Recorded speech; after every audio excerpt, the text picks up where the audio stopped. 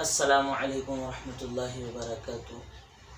सजदे सहू के मसाइल चल रहे हैं और गुज़िश्ता वीडियो में मैंने वादा किया था कि इंशाअल्लाह इन मसाइल की 2 क्लिप्स बनाऊंगा, क्योंकि सजदे सहू के मसाइल जो हैं वो बहुत ज़्यादा हैं। अगर एक ही वीडियो में सारे मसाइल को ज़िक्र किया जाए तो वीडियो बहुत लंबी हो जाती, इसलिए इन मसाइल को 2 क्लिप्स में अर्ज़ किया जा रहा है। तो चलिए सजदे सहू के मसाइल को वहीं से शुरू करते हैं। तो देखिए, अगर कोई शख्स क़ायदा में बैठा तो क़ायदा में बैठते ही अत्तहियात पढ़ना वाजिब है, लेकिन कोई शख्स अत्तहियात पढ़ने से पहले भूल की वजह से कोई और चीज़ पढ़ देता है, बाद में अत्तहियात पढ़ता है, तो ऐसी सूरत में ऐसे शख्स के ऊपर सजदे सहू वाजिब हो जाएगा। इसी तरह कोई शख्स क़ायदा ऊला में बैठा, क़ायदा ऊला कहते हैं 4 या 3 रकात वाली नमाज में जो दूसरी रकात के बाद अत्तहियात पढ़ने के लिए बैठा जाता है, इसको क़ायदा ऊला कहते हैं। क़ायदा ऊला में सिर्फ़ अत्तहियात पढ़ना वाजिब है, इसके अलावा कोई और चीज़ अगर पढ़ दी तो उसके ऊपर सजदे सहू वाजिब हो जाएगा।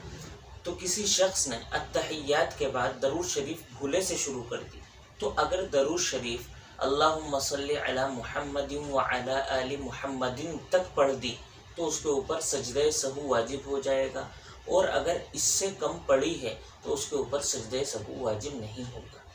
इसी तरह कोई शख्स क़ायदा ऊला या क़ायदा अखीरा में अत्तहियात पढ़ रहा था, लेकिन भूले से थोड़ी बहुत रह गई, तो इस थोड़ी बहुत के रह जाने की वजह से उसके ऊपर सजदे सहू वाजिब हो जाएगा, क्योंकि क़ायदा ऊला हो या क़ायदा अखीरा हो, इसमें अत्तहियात पूरी पढ़ना वाजिब है। इसी तरह अगर कोई शख्स सिर्फ़ क़ायदा ऊला में अत्तहियात 2 बार पढ़ देता है तो तकरार वाजिब की वजह से उसके ऊपर सजदे सहू वाजिब हो जाएगा।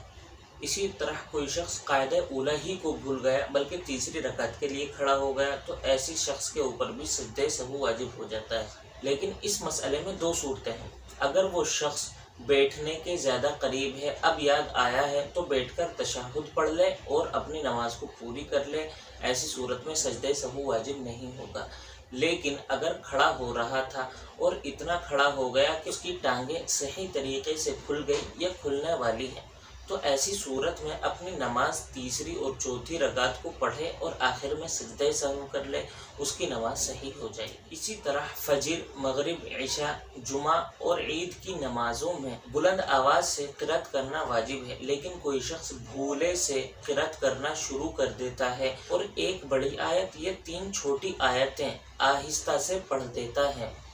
तो ऐसी सूरत में उसके ऊपर सजदे सहू वाजिब हो जाएगा। इसी तरह कोई शख्स सिर्री नमाज़ों में जहर कर देता है, यानी ज़ोहर और असर वग़ैरह में ज़ोर से क़िरात शुरू कर देता है, तो इसमें भी यही मसला है। अगर एक बड़ी आयत या 3 छोटी आयतें उसने क़िराअत कर दी हैं ज़ोर से, तो ऐसी सूरत में उसके ऊपर सजदे सहू वाजिब हो जाएगा। इसी तरह तकबीर में सिर्फ़ तकबीर तहरीमा, जिससे हम अपनी नमाज को शुरू करते हैं, वो तकबीर तहरीमा फ़र्ज़ है, और वितर की तीसरी रकात में दुआए कुनूत शुरू करने के लिए हाथ उठाते हुए जो हम तकबीर कहते हैं, ये तकबीर वाजिब है। इन 2 तकबीर और ईद की 6 ज़ाइद तकबीरों के अलावा नमाज में जितनी भी तकबीरें हैं वो तमाम तकबीरें सुन्नत हैं। लेकिन कोई शख्स वितर की तीसरी रकात पढ़ रहा था और दुआए कुनूत शुरू करने के लिए उसने हाथ तो उठाए, लेकिन तकबीर कहना भूल गया और दुआए कुनूत शुरू कर दी, तो ये वाली तकबीर वाजिब है। इस तकबीर को छोड़ने की वजह से उसके ऊपर सजदे सहू वाजिब हो जाएगा। इसी तरह किसी शख्स पर सजदे सहू वाजिब हो गया था, तो सजदे सहू अदा करने के लिए एक तरफ सलाम फेरा जाता है, तो अगर कोई शख्स ये सलाम फेरना भूल गया, बल्कि बग़ैर सलाम के ही सजदे करना शुरू कर दिए, तो उसका सजदे सहू सही हो जाएगा। और एक तरफ सलाम फेरने को जो इसने छोड़ा है, इसकी वजह से नमाज में थोड़ी सी कराहत आ जाएगी, यानी नमाज मकरूह तंज़ीही के साथ अदा हो जाएगी। इसी तरह मैं अब एक मसला अर्ज़ करने वाला हूँ, इसको समझने के लिए ज़रा गौर से सुनें कि क़ायदा अखीरा में बैठा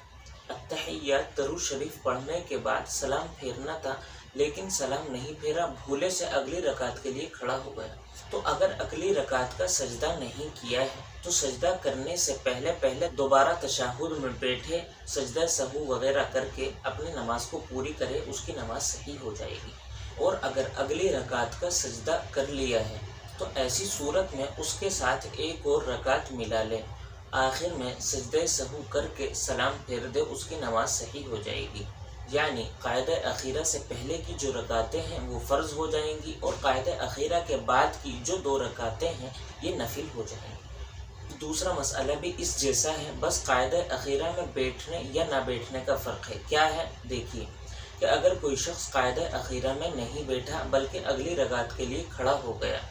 تو اب اگر اگلی رکعت کا سجدہ نہیں کیا ہے تو سجدہ کرنے سے پہلے تشہد میں بیٹھے سجدہ سہو وغیرہ کر کے اپنی نماز کو پوری کرے، اس کی نماز صحیح ہو جائے گی۔ اور اگر اگلی رکعت کا سجدہ کر لیا ہے تو اس کے ساتھ ایک اور رکعت ملا لے، آخر میں سجدہ سہو کر کے نماز کو پوری کر دے، نماز صحیح ہو جائے گی، لیکن ساری کی ساری رکعتیں نفل شمار ہوں گی، فرض شمار نہیں ہوں گی۔ اسی طرح کسی شخص پر کسی وجہ سے سجدہ سہو واجب ہو گیا تھا،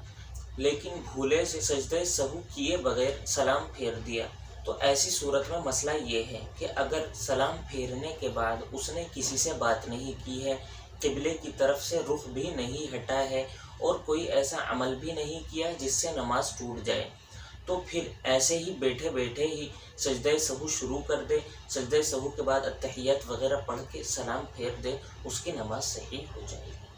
اسی طرح کسی شخص نے قاعدہ اولا میں سلام پھیر دیا، یعنی اگلی رکعت میں کھڑا ہونا تھا، کھڑا ہونا بھول گیا، اسی قاعدے میں سلام پھیر دیا، تو ایسی صورت میں بھی وہی مسئلہ ہے کہ اگر اس نے کسی سے بات نہیں کی ہے اور قبلے کی طرف سے رخ نہیں ہٹایا ہے اور ایسا بھی کوئی عمل نہیں کیا جس سے نماز ٹوٹ جائے، تو ایسی صورت میں وہ اگلی رکعت کے لیے کھڑا ہو جائے اور آخر میں سجدہ سہو کر کے اپنی نماز کو پوری کر لے، اس کی نماز صحیح ہو جائے گی۔ سجدہ سہو کے جتنے ضروری مسائل ہو سکتے تھے ان کو آپ حضرات کی خدمت میں عرض کرنے کی کوشش کی گئی۔ اب سجدہ سہو کرنے کا طریقہ دیکھ لیتے ہیں۔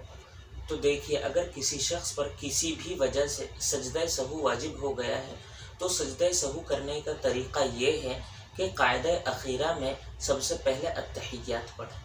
اتحیات پوری کرنے کے بعد ایک طرف سلام پھیریں، اور ایک طرف سلام پھیرنے کے بعد 2 سجدے کرے۔ اب جب 2 سجدے کر لیے اس کے بعد دوبارہ بیٹھے، اتحیات پڑھے، درود شریف پڑھے، کوئی سی دعا پڑھے، اب سلام پھیر دے، تو یہ طریقہ ہے سجدہ سہو کرنے کا۔